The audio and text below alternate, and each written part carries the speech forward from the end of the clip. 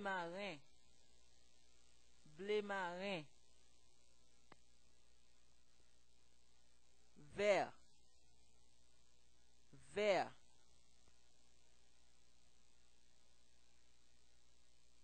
mauve, mauve, jaune, jaune,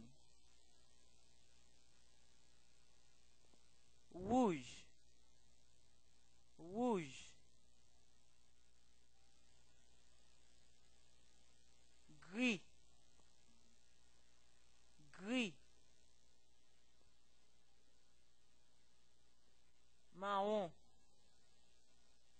marron, rose, rose. Useful color words: noir et blanc, bleu rouge, different color of people, rouge,